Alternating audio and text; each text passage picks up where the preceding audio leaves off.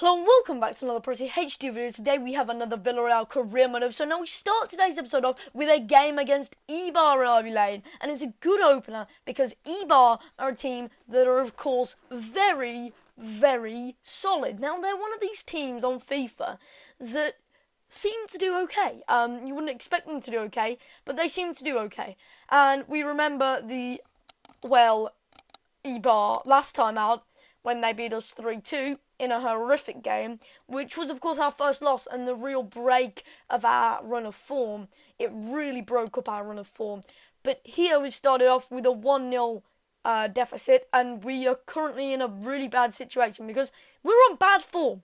I'm not going to lie, the second half of the season has been very disappointing, and as it stands, we're not really doing too well, especially missing chances like that. Easy chances like that. But if I go ahead and attack down the left-hand side again, as it's played into Garcia now, Garcia bursts into the middle, playing it back to Kappa. Kappa down the left wing, plays it back to Garcia. Good 1-2 play from him into the middle, and it's a good-headed goal, and there was just simply nothing I could do about it. And Eibar were literally unplayable in this game. I couldn't break them down. They were such a solid force at the back. They took the 2-0 lead in the first half here, and I was in real trouble because I was staring a loss in the face. And I mean, we've been on a bad run of form. We want to try and get out of this bad run of form after the awful, Europa League run and everything like that. Nothing's going right for us at the moment. We had one good game against Bilbao, and now we're having another awful game out here on the park at home against Eibar. And as you can see, they are literally playing it around me like I'm not there. That shot fires over, bit unlucky for them. But this time it's down the right hand side and the ball is crossed in with a bit of hope, a bit of just randomosity, if you like, just to punt it into the middle, see what will happen. And of course it went their way. 3-0 Eibar. They're uncontrollable. They're running ravage here. I just cannot control them. And it was to get worse.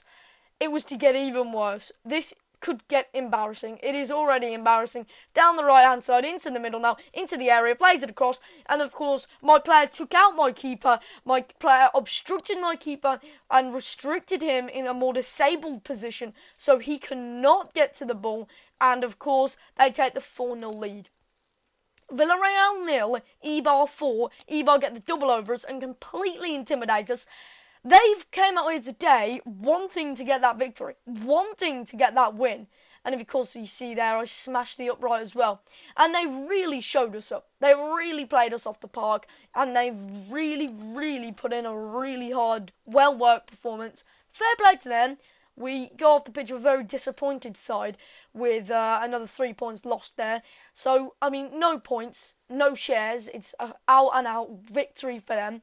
And of course, we have now our EuroLeague continuation, second leg against PSV. We're already 3-0 behind. Could have done without conceding that 90th minute goal, but everything just fell apart in the very final minutes of the game. But as one ball through is played, a bit of hope, as Moreno, of course, finishes this opportunity. Maybe a grasp of hope. We are walking on very thin ice, but it is a slither of hope. But Godard plays it into Villarreal, and it's played over to Depay. Depay plays it back into the middle to De Jong, and De Jong absolutely destroys any hope we had. He completely obliterates it with a very unlucky away goal, because we'd been working really hard this game to try and re-establish ourselves. If we'd have got a second, we'd really, really be troubling PSV. They'd be on the back foot. The momentum would be shifting our way, but PSV got that equaliser, which we just couldn't afford to concede. 4-1 aggregate. We have to get another 4 goals still, so our mission's the same, and it's going to be a very, very difficult one because of the away goal ruling. It's going to be a very difficult game to get anything from, and as the minutes ticked away, it was obvious that it appeared very unlikely that we was going to get anything, especially when chances like this goes begging. I mean, that's got to be in the back of the net, hasn't it, Diego Costa? You've got to be drilling them into the corners. But Narsing does go down the right-hand side, and I just hope that we could at least win on the night. But even that seemed unlikely, as Depay has the shot. Luckily, it's cleared away, and Asenjo makes a good save. But it doesn't matter nonetheless. We actually go in and lose that game. And Lose the tie, sorry. We drew the game 1-1, and I think we deserved the victory from the game anyway, but it was the first leg where we played so ridiculously poorly, which really cost us. We get kicked out the Europa League, as was expected, and it looks like our fate is sealed there. But for some reason, I showed all the match highlight sections, which I used to give me a bit of guidance as well. Don't know why I showed them, but now we've got the big one. Santiago Bernabeu against Real Madrid. What a beautiful stadium, especially under the lights. It is such a nice stadium, and I cannot wait to play here for the first time. It's massive, because although Real Madrid have got a game in hand on us, if we win this game, that game in hand does not mean anything as it stands for Real Madrid, because it would put Real Madrid 2 points behind us, even if they were to win their game in hand and we were to, of course, obviously they've got game in hand, so we can't lose our game in hand because we don't have a game in hand. But it doesn't start well. Inevitably, they get a penalty, and in the 3rd minute, Ronaldo steps up to take it, and he, of course, misses. Ronaldo misses! Unbelievable! Oh my God! Oh my God! The rain pouring down, of course, as well here in Spain tonight, in Madrid. But he actually misses. I had a bad feeling it could start really embarrassingly and we could end up conceding early on, but we don't, and we retain our possession there. But they were really threatening on the attack. I don't want it to be another 6-0, but Aguero this time fires his header over, unbelievably. 22 minutes in and Varane plays it over. Aguero can't get in it, it's headed back to Costa. Costa takes a touch, controls it, has a shot! It was a very good one! It asked questions of Iker Casillas, and in fact, in the end, only drew a corner. The corner resulted in nothing. But as Modric bursts forward, our defenders have a bit of a calamity, and we concede yet another penalty. So it seems the decisive factors in this game are just going to be goddamn penalties, for God's sake! I mean, we just concede penalties all the time in typical Villarreal fashion. I mean, we've become that typical team that just concedes penalties all the time, you know? You know when you have typical teams, them sort of teams that everybody laughs at because they have like some kind of curse? Well, we're one of them. Like Stoke. We're one of them typical Stoke teams at the moment. We never score penalties. We always concede penalties. And we cannot have a clean sheet in a game. This time, Ronaldo makes no mistake. We can't get away with it twice in a row. That was just too much to ask for. And, of course, Ronaldo gets the goal and he doesn't even celebrate, which is really surprising because it's been a tight game. I mean, for him not to celebrate, for him just to sort of high-five his mate, sort of showing how...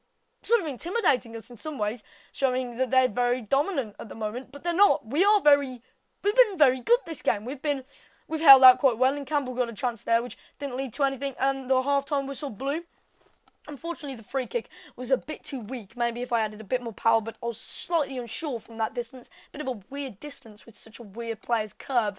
But a half-time, and it is 1-0 Madrid. This would put us in trouble because it would mean they'd have a game in hand and they'd be 1 point above us, which means the Champions League race, it would be very difficult. But a bit of luck does fall our way. The ball through's played. I expected it to get through, and then as soon as the defender went to ground, I didn't expect it to get through. Varane, or is it Ramos, whoever it is, they completely fuck up their slide tackle block, and unbelievably, Costa goes through and scores.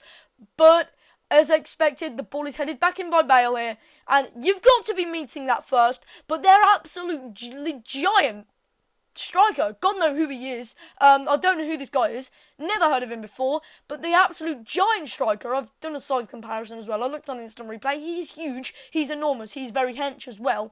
Well, that was a red card as well there.